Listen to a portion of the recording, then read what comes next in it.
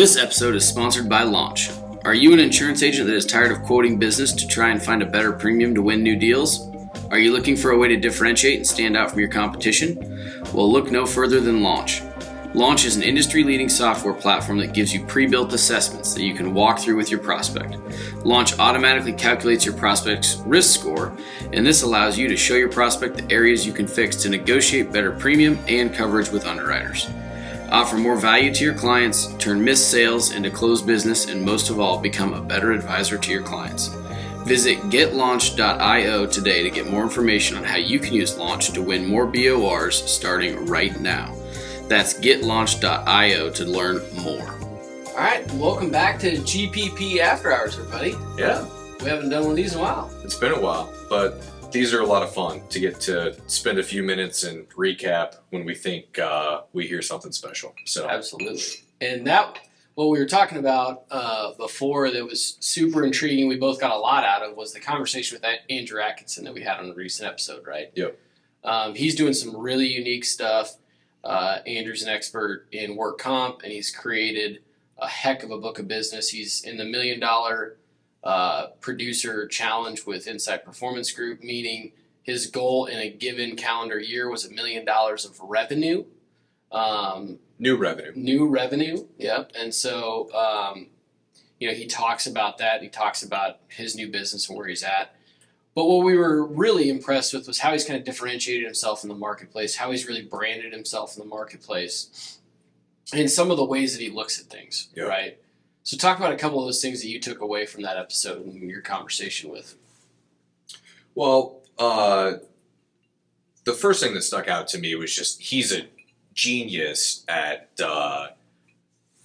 how he's created a marketing program around what he's doing. He's done so many little unique things that has branded himself and his process, and it's done in a fashion that's very simple that anyone can wrap their mind around. It boils complex things down to very simple but fun kind of concepts. Exactly. So I'd say that's the first kind of high level takeaway is, you need to develop your personal brand around what you're doing and how you're providing value to clients. Yeah. Didn't he have like custom shoes made up, like the X-Mod guy or something like Yep. that? Yep. And hats. Hats, yeah. He had a hat that said, make your X-Mod great again, or, and stuff. And just, Trying to make fun Exactly. with something that is otherwise, nobody likes to deal with. Yes. Yeah. So, so much to dive into on that side of things. The other side, or another thing that really stuck out to me in this conversation with Andrew was how you can tell he's an expert in a particular area, and that expertise goes deep.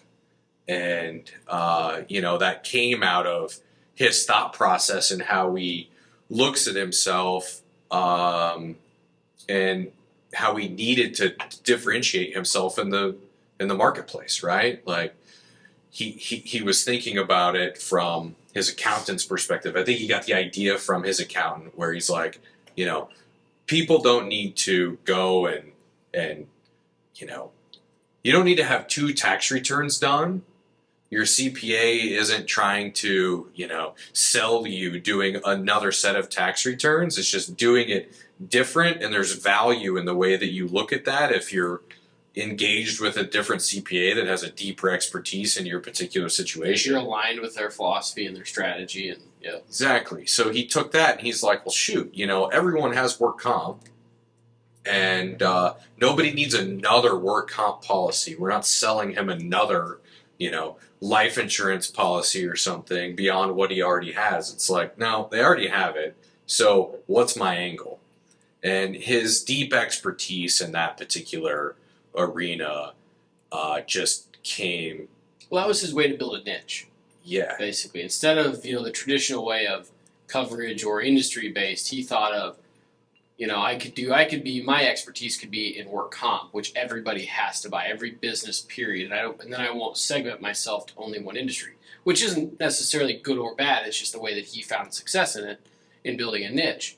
But he has so many cool one-liners and thought processes in there and ways that he articulates things. You remember the seats on the bus thing? Yeah. Where he said, like, you got to treat how you build your book of business like you have a certain number of seats on the bus, right? And when you first start driving the bus, you first start out in your career, you're going to bring anybody on the bus that you can because you got to get that thing, full.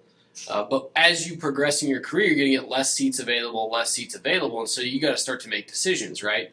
And his decision was, how can I become an expert in an area so I can get really specific and hone in on who I want to go target, what those are, and that became work comp, how he could help high-risk work comp clients drive that down. And then, eventually you got to kick some people off the bus sometimes and figure out other avenues to do trade downs or whatever it be so you can free up more seats for that target client. But it was just a great, I thought, the way he walked through that progression of building your book, which is sometimes difficult, right? When we all start, it's just you write anything and everything you can get your hands on because you got to bring in revenue. But you do have to keep that kind of longer-term thought process in mind so you don't get yourself in a pinch long-term. Yeah, you do, and it goes back to kind of the firm's model or whatnot. You may have a certain level of control over that. You might not. I would hope that the majority of the firms would understand that you got to continue to trade up and whatnot. But he told us, I don't know if this was aired or not, but he's over $1.5 million book, closer to $2 million than 1.5, and he was waiter at a restaurant, like started in the industry new in 2014. She just killed it, really diving in. I'd say that's another takeaway is like he made everything that he did sound so simple. And I think we did, complicate things way too much. We try to get in the weeds with clients way too deep. There's a certain level of expertise we have to bring to help facilitate a solid risk management program. But how you communicate that with a prospect or a client can be very simple and effective. He's mastered that. Yeah. 100%. I agree. So there's a huge takeaway there as well. And then we mentioned his workshops too, on that same note. He does his primary new business generation tool is through workshops. And, he's done over 50, I think he said, or something over the course or over a few years. But he makes them fun, right? He's like, I do workshops and I have pictures of the Kardashians in there. And I have, things that just make it more, people remember it more because, again, he's taking what can be an otherwise complex topic, but he's creating some fun around it. He's creating some ways to remember these things and remember what's important to the client, right? Because at the end of the day, the client doesn't need to know the full-blown formula that goes into calculating work comp. They need to know, what do I need to do to control that formula so that I can keep it as low as possible. And that's what I feel like he's a master at. Yeah. He also, I'm fairly certain this wasn't aired. I won't go into the specifics on it, but one of the cool things that he's done is he has what I'll call a results book. And he keeps a binder, and he has all the clients that he works with, all the big names that people would know in his area.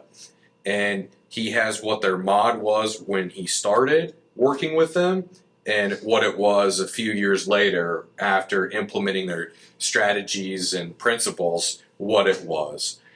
And so he'd walk that around and people would be like, man, how do I know that you're going to implement, what you say you can implement in the workshop? Like, how do I know you're going to drive those type of results for me? And he'd pull out his binder and he's like, here, look through it. Every one that was in that book gave him permission to share that. And he'd say, thumb through it. And that thing's that thick. And he pulled out another stack. He's like, I got to add these to the binder. Jeez. And you just start, going through it. And you see all these names who are potentially your competitors and whatnot. And you drop your mod, 20 points or something. 20 points, yeah. Well, and then, some companies are getting, they don't get the opportunity for certain jobs because their mod's high and whatnot. And they see their competitors in there going after these jobs and they're like, dang it. So it created this like sense of community and a desire to be in that group. And so I also thought that was super powerful. Oh, absolutely. Yeah, and there's just so many things in that conversation. I remember you talking this T49 list. Remember that? Yeah. This top 49. So he made a list of prospects that were the top 49 he wanted to go at that fit his niche of who he wanted to hit on. And he has that with him constantly. So any lunch, anywhere he wants to go, if somebody asks him about it, he just pulls that out. And he's like, I get the question all the time. Why isn't it a top 50 list? Why isn't it a top 49? He's like, 50 just seemed like too many, so I went with 49. But I think goes back to his fun personality with things, like trying to make it he can tell a story fun and unique and whatnot. So again, it's just little things like that I feel like he's really mastered in how he does it. So there's a lot packed into a 35 minute episode there. Real quick before we wrap up, we discuss creating a niche constantly on this show, and people we talk to, they'll say, well, the work comp, just seminars and the expertise in work comp has changed, right? Everyone's doing it now. Yeah. Every broker has Mod Master, and they're able to do the analysis and help advise clients on a deeper level. So how could I possibly go out and create a niche in that when the competitors are doing it too and whatnot? And I'd encourage you to think about how it's not just about that. It's also about marketing and how you talk about it and how you get butts and seats to your seminar and all the other aspects, not just like the nuts and bolts of, how you're going to strategically bring down their mod. That's obviously part of it and it's got to be there, but it's about so many other things. So don't get discouraged about going out and trying to create a niche when you're looking at the list of niches you think you can go after and it's something that somebody else is already doing in your marketplace. There's still an opportunity for you to be successful if you can get, super focused and make it simple, fun, and whatnot. Yeah, there's a lot of business out there, and there's, a lot of competition that, you might be able to do it better than what they're doing, and you don't have to have it fully designed out day one, right? That's the seats on the bus analogy too. So I would encourage everybody to check it out. It was an action-packed episode with a lot of different nuggets in there. So absolutely. Andrew Atkinson, go check it out. We're going to try to have him on again. We'll keep you posted. It'll be fun. All right. All right. Next time. See ya.